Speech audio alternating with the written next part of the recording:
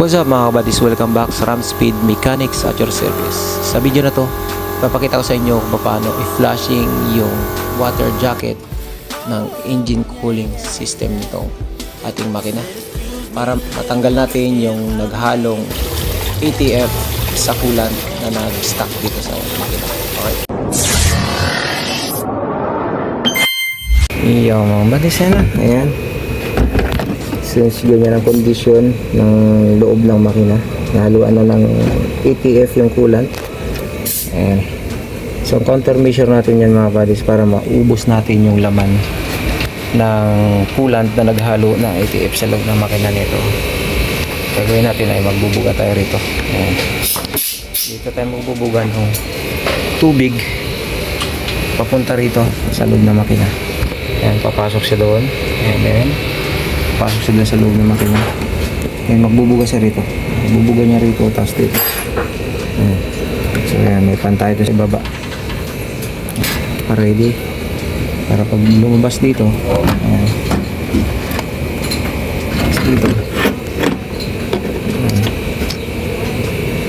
Ayan. Ready na siya. Okay. Okay. Start na tayo maglagay ng water pressure dito sa upper hose ng makina, and then habang nagbibigay tayo ng pressure dito sa upper radiator hose ng makina natin, ayan, mapapansin nyo may lumalabas na mga mixed coolant and ATF dito sa water pump port niya, yung kinakabitan ng water pump, pati dito sa kinakabitan ng thermostat valve. Ayan. So dyan lalabas yung mga nagmix na ATF at coolant na naka-stack dito sa loob ng ating makina. Alright, tuloy-tuloy na natin siyang ilagyan ng pressure dito. Ayan.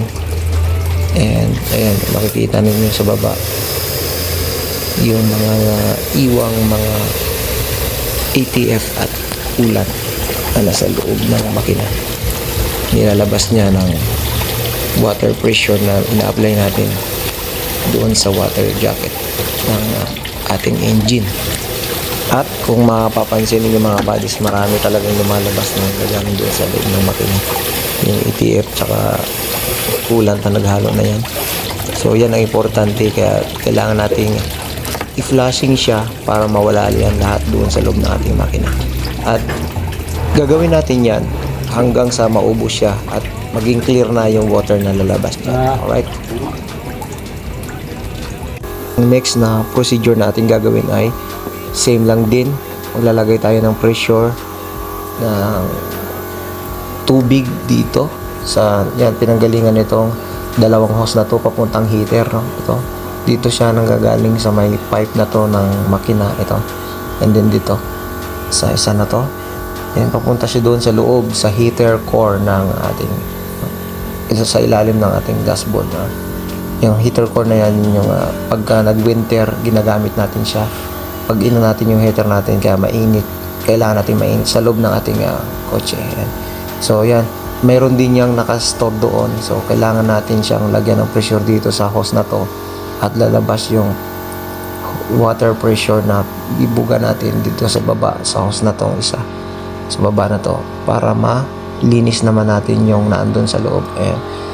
Okay, and gagawin natin yan hanggang sa maging ganito siya. Alright, so na perform na natin yan, kaya ganito na siya, konti na lang. Ayan, so wala na siya.